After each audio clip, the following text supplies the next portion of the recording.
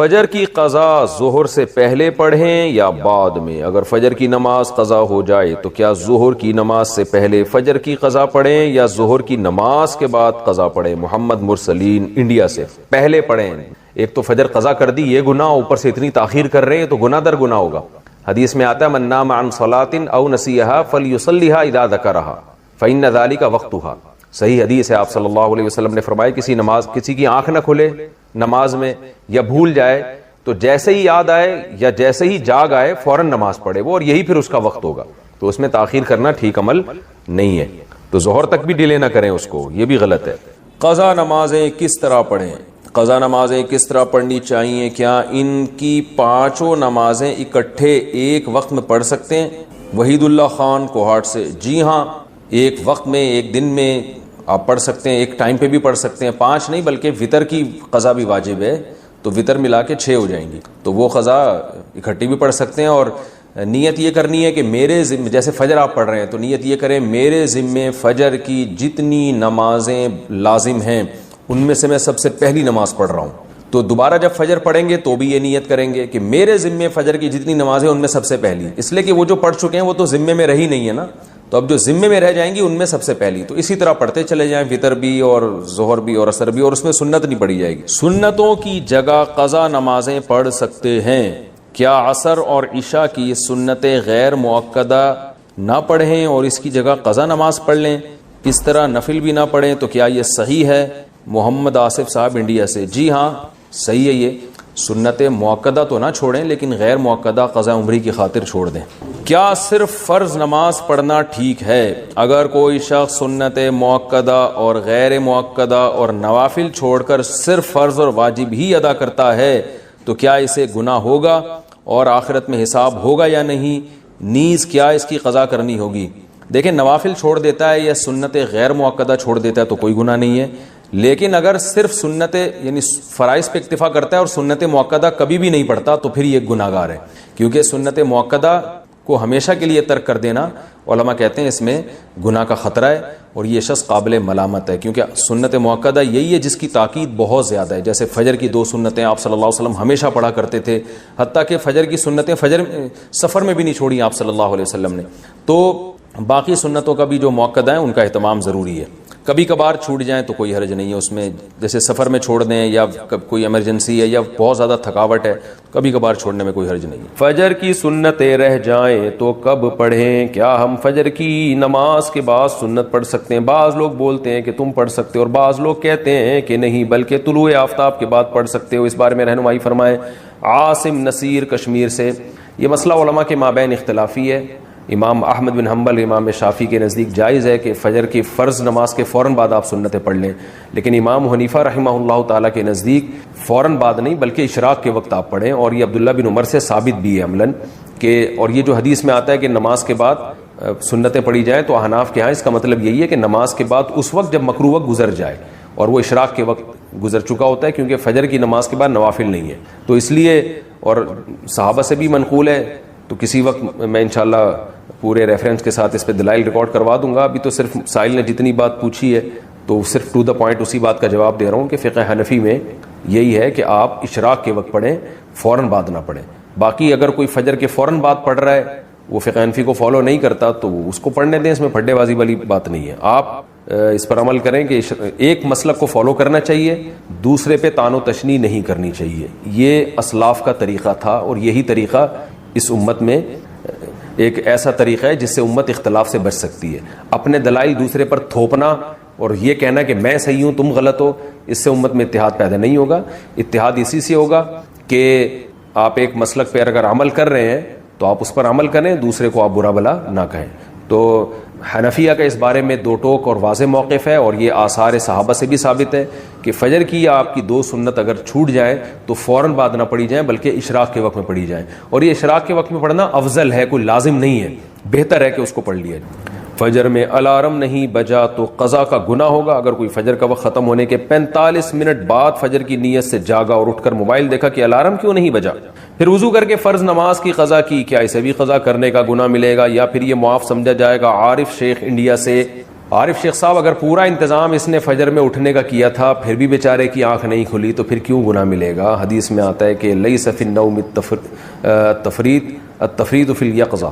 آپ صلی اللہ علیہ وسلم نے فرمایا کہ سوندے میں کوتاہی نہیں ہے. کوئی آدمی اگر سو جائے اور آنکھ نہ کھلے، خود آپ صلی اللہ علیہ وسلم کے ساتھ ایسا ہوا صحیح بخاری میں کہ اس کو آپ صلی اللہ علیہ وسلم کی آنکھ نہیں کھلی، کیونکہ حضرت بلال جنہوں نے جگانا تھا ان کی آنکھ نہیں کھلی، تو حضرت بلال کہ جب سورج کی کرنیں آپ کے چہرے پر پڑی ہیں تو حضرت بلال کی آنکھ کھلی تو آپ نے سب کو اٹھایا. تو پورا انتظام آپ جاگنے کا کر کے سوئے پھر بھی آنکھ نہیں کھلی تو وہ معاف ہے. آپ صلی اللہ علیہ وسلم نے فرمایا کہ من نام عن صلاۃ او نسیھا فلیصلیھا اذا ذکرھا، کہ جو آدمی نماز سے سو جائے یا بھول جائے تو جیسی یاد آئے اس وقت پڑھ لے، جیسی جاگ آئے اس وقت پڑھ لے. تو اس کا مطلب انسان کے ساتھ یہ ہو سکتا ہے کہ آنکھ نہ کھلے اس کی. قضا نماز کی جہنم میں کیا سزا ہے؟ ایک قضا نماز ہونے پر 88 کروڑ سال دوزخ میں رہنے کی سزا بیان کی جاتی ہے. کیا اس تعداد کا ذکر قرآن مجید میں کہیں آیا ہے؟ برائے مہربانی اس بارے میں بتا دیں. ذیشان خان پشاور سے. ایسی کوئی متعین مدت نہ قرآن میں ہے نہ کسی مستند حدیث میں ہے کہ 88 کروڑ سال. ہاں یہ ضرور ہے کہ اسلام میں نماز قضا کرنے سے بڑا گناہ کوئی ہے نہیں. شاعر اسلام میں سے، اسلام کی علامت میں سے.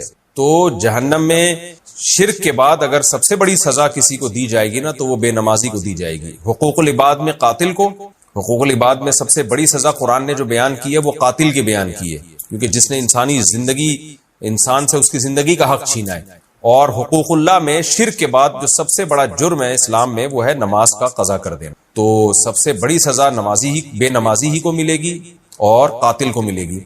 اب کتنی ہے اس کے میں نے بتایا کہ کوئی ہمیں نہیں ملتا کہ اتنے سال رہے گا. یہ ہے کہ بہت عرصہ رہے گا جہنم. جہنم میں تو بھائی تھوڑے دن کی سزا، تھوڑے ٹائم کی سزا بھی بہت سخت ہے. اللہ نے بہت سخت آگ رکھی ہے.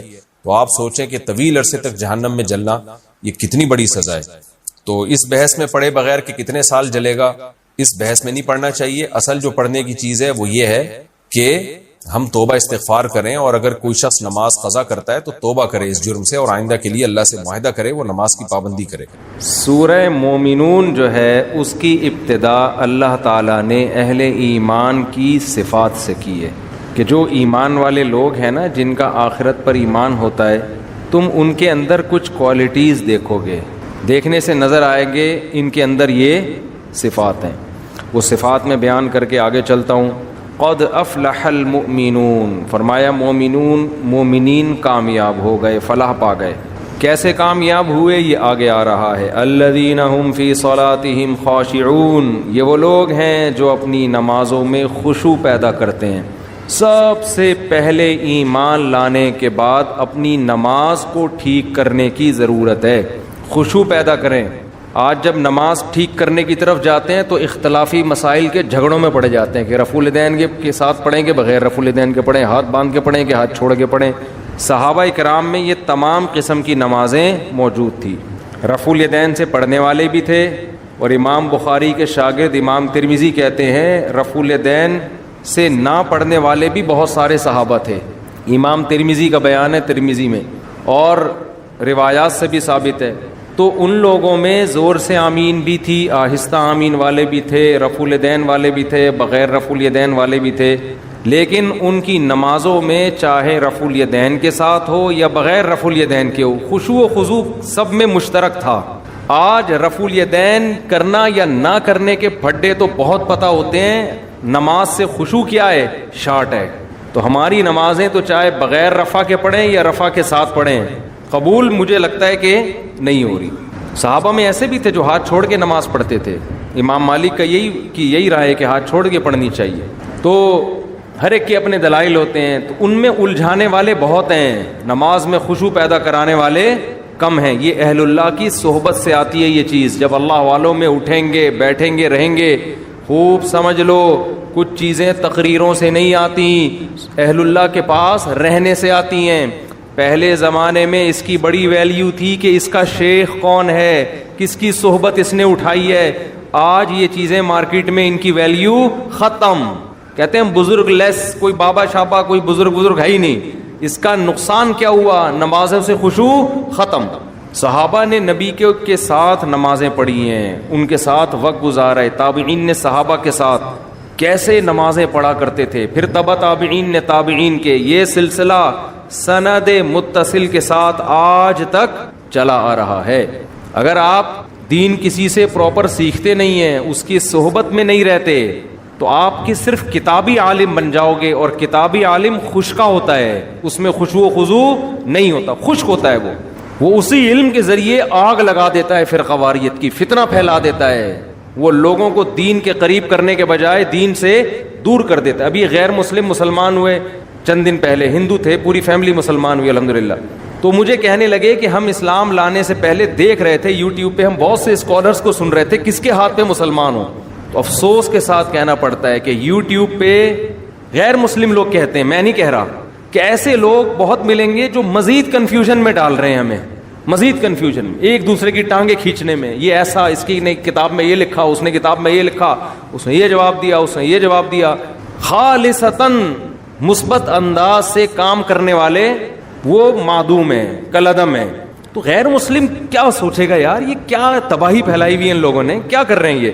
باہر مسائل, باہر بھی یہی ہے کہ انگریز مسلمان ہوتا ہے تو وہ ایک عجیب عذاب میں آ جاتا ہے, وہ ادھر ٹانگیں کھینچ رہا ہے, اور ہر آدمی کہتا ہے میں ہوں جو قرآن و حدیث بیان کر رہا ہوں. بس جو تمہیں اسلاف سے ہٹا رہا ہے, قرآن و سنت کی وہ تشریح کر رہا ہے جس میں تمہیں اپنا محتاج بنا رہا ہے, اتحاد کا لیبل لگا رہا ہے, لیکن امت میں پھوٹ ڈال رہا ہے.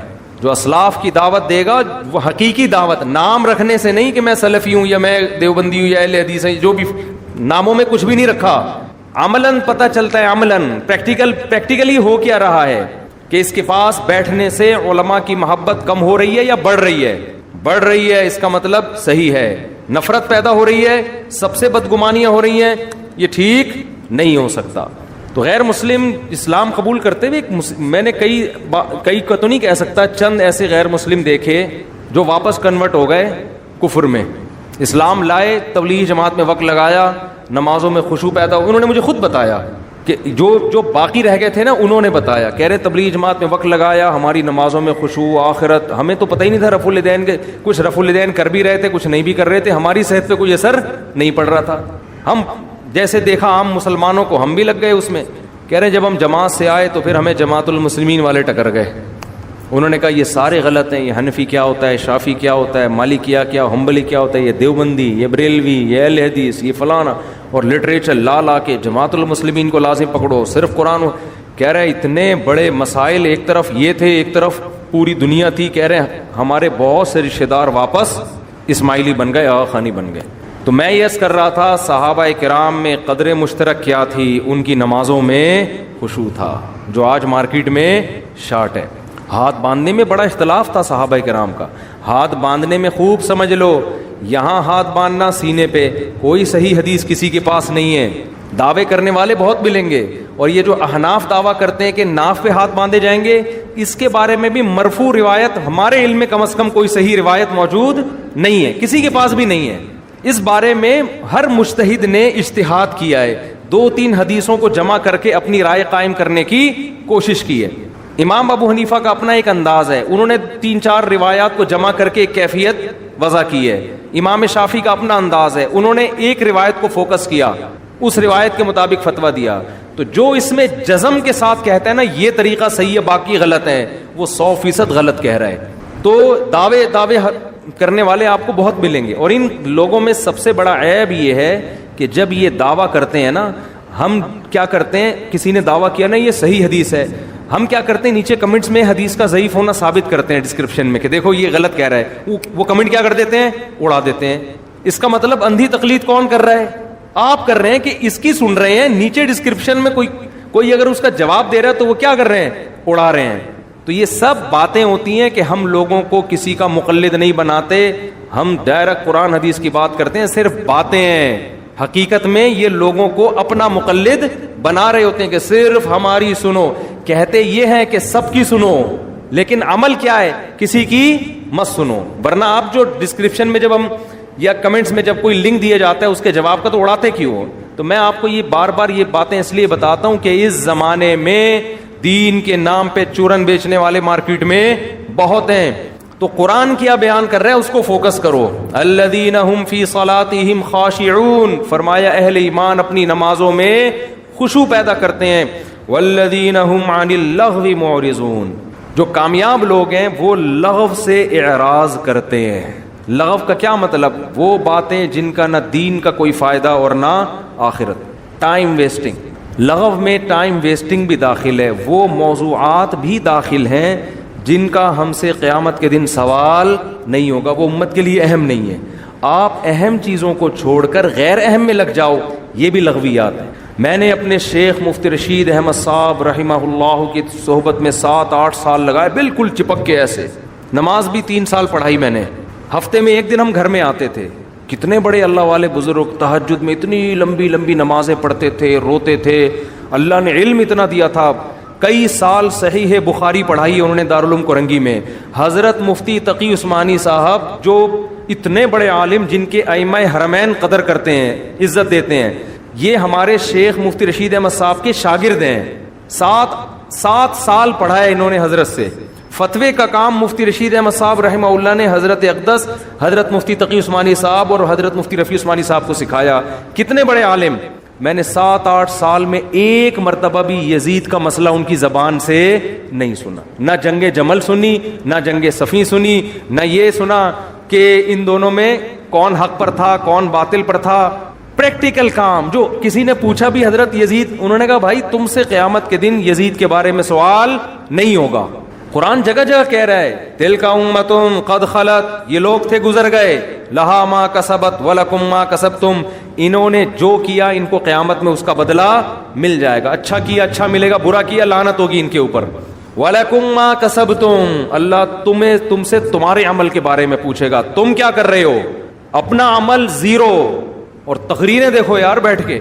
تو لغویات میں یہ بھی داخل ہے. جس چیز کا آپ کی پریکٹیکل لائف سے تعلق نہیں ہے, اپنے آپ کو ان چیزوں سے بولو بچاؤ. آپ ڈائری بناؤ یار, میں فجر کی نماز تکبیر اولا سے پڑھتا ہوں, میں ظہر پڑھتا ہوں, میں عصر پڑھتا ہوں, میں مغرب پڑھتا ہوں, میں عشاء پڑھتا ہوں, میں اپنے ماں باپ کے ساتھ اچھا سلوک کرتا ہوں, میں نے بہنوں کی وراثت ان کے حوالے کی ہے, میں حرام تو نہیں کما رہا, میں تجارت میں جھوٹ تو نہیں بول رہا, میں تہجد پڑھتا ہوں, میں تلاوت کتنی کرتا ہوں, میں دین کو دنیا میں غالب کرنے کے لیے کیا کر رہا ہوں. تو آج آپ کو جس کے پاس بیٹھو گے نا وہی باتیں شروع کر دو گے. پنجاب میں حیات ممات کے مسئلے میں اتنا الجھے ہیں لوگ, اتنا الجھے ہیں کہ اچھے ایک جماعت کے طلباء آپس میں لڑ پڑے ہیں. سارے مسائل ایک جیسے, ایک مسئلے میں اختلاف, اور وہ جو گالم گلوچ اور اتنا زیادہ آپس میں تماشا بنائے کہ آپ الامان والحفیظ. تو والذین هم عن اللغو معرضون کا مطلب کیا ہے؟ وہ تمام چیزیں. دیکھو ایک اہم بات کر کے میں اس آیت کو سمجھاتا ہوں, پھر انشاءاللہ کھوپڑی میں بیٹھے گی. ہے اپنی زندگی سے جو غیر اہم چیزیں ہیں, جو غیر امپورٹنٹ ہیں, اس کو کیا کر دو, بولو نا یار, نکال دو. امپورٹنٹ کی ڈیفینیشن کیا ہے, یہ بڑا اہم مسئلہ ہے. ہم نے ایک دفعہ ورکشاپ کروائی نا ٹائم مینجمنٹ کی. اللہ سلیمان احمد صاحب کو جزائے خیر دے, بڑے زبردست آدمی ہیں. یہ امپورٹنٹ کی ڈیفینیشن انہوں نے ہمیں بتائی, اور بہت خاندانی ڈیفینیشن بتائی. حکمت کی بات جہاں سے لو لے کے آگے پارسل کر دو. تو جو ان کا اسٹائل تھا اسی اسٹائل سے میں بھی پوچھ رہا ہوں. ہم نے پھر ورکشاپ میں نے خود کروائی, تو میں نے اس میں پوچھا کہ امپورٹنٹ کی ڈیفینیشن کیا. ہمیں امپورٹنٹ کام کرنے چاہیے, جو غیر امپورٹنٹ ہیں ان کو زندگی سے نکال دینا چاہیے. اب امپورٹنٹ کی ڈیفینیشن کیا ہے؟ اب ہم جب لوگوں سے پوچھتے ہیں بہت اہم, موسٹ امپورٹنٹ, اس کو امپورٹنٹ کہتے ہیں, ٹھیک ہے نا. بہت اہم کام جو بہت ضروری ہو. ابے یہ تو ضروری امپورٹنٹ, یہ تو آپ الفاظ بدل رہے ہیں نا. امپورٹنٹ کی ڈیفینیشن یہ ہے کہ آپ کا جو ہدف ہے نا, جو چیز آپ کو اس ہدف میں پہنچانے کا ذریعہ بنے وہ کام امپورٹنٹ ہے, اور جو اس ہدف تک سے روکنے کا ذریعہ بنے وہ نقصان دہ آپ کے لیے. وہ کیا ہے؟ وہ جو وہاں تک روکنے کا ذریعہ بنے نا وہ کیا ہے؟ جو اس میں نقصان کا ذریعہ بنے ہدف تک پہنچانے کا, وہ غیر امپورٹنٹ ہے. اب دیکھو آپ کے پاس ٹائم کم ہے, زندگی محدود ہے, آپ کا ایک ہدف ہے اللہ کی رضا. مسلمان کا اصل ویژن کیا ہوتا ہے؟ اللہ کی رضا, جنت ہے. اس ویژن کو حاصل کرنے کے لیے چھوٹے چھوٹے ویژن بنانے پڑتے ہیں. جنت تک پہنچنے کے بہت سے طریقے ہیں نا. بھائی ایک آدمی صبح پڑھا ہوا ہے, اسکول نہیں جا رہا, کیوں نہیں جا رہا؟ بھائی میرا ہدف ہے اللہ کو راضی کرنا, میرا ہدف تعلیم ہے ہی نہیں, میں اسکول نہیں جاؤں گا. اس کو بولو کما کے لا, کہہ رہا ہے میں کماؤں گا نہیں. میں کمانے کے لیے پیدا نہیں ہوا, میں کس کے لیے پیدا ہوا ہوں؟ اللہ کے لیے. بعض لوگ ایسے اللہ کا لفظ بڑھ کے نا بول رہے ہوتے ہیں. یہ میں اللہ کا لفظ اس لیے بولتا ہوں, ایک پرویزی تھا منکر حدیث, ہم جب بھی اس کے پاس جاتے نا ہمیں الو بنا رہا تھا, وہ کہہ رہا ہے ہم قرآن کو مانتے ہیں, قرآن کو.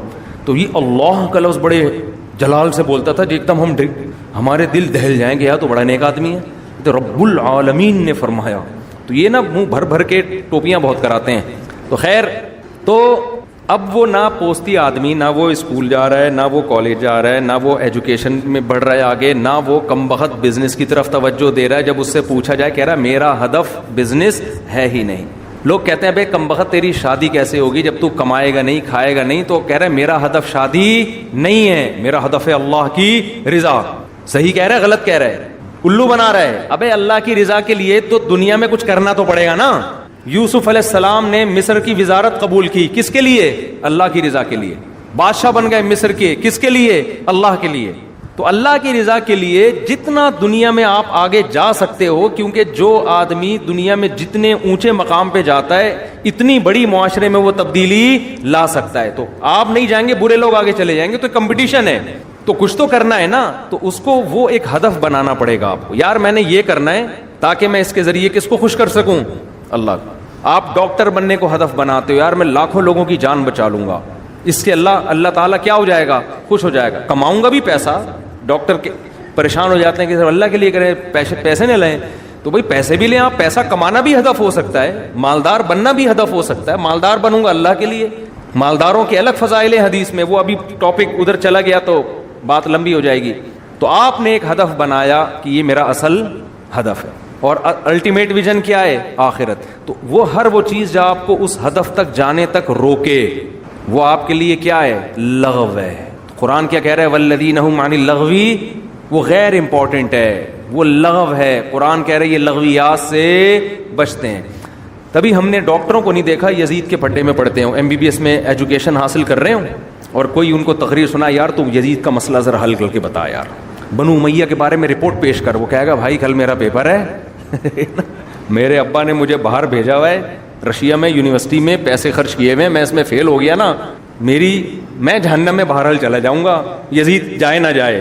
تبھی وہ پڑھ بھی لیتا ہے. اور اگر وہ میڈیکل کالج میں ایجوکیشن کے دوران بنو امیہ کے بکھیڑے لے کے بیٹھ جائے, جیسے بعض لوگ یوٹیوب پہ بنو امیہ سے ان کو ایسی چڑ ہو گئی ہے کہ اچھے کام بھی غلط اور غلط تو ویسے ہی غلط, امت کو اسی میں الجھا دیا, تو پھر آپ مجھے بتاؤ کہ وہ پڑھ لے گا؟ وہ کبھی بھی نہیں پڑھ سکتا.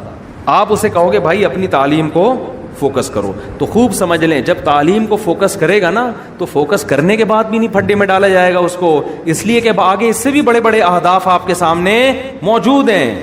تو اس لیے قرآن کہہ رہا ہے وہ تمام چیزیں جو آپ کو عملی تبلیغ میں سنا, کبھی ریونڈ میں کبھی سنا آپ لوگوں نے تبلیغ جماعت میں حاجی عبدالوہاب صاحب نے 3 گھنٹے کا بنو امیہ پہ بیان کیا ہو؟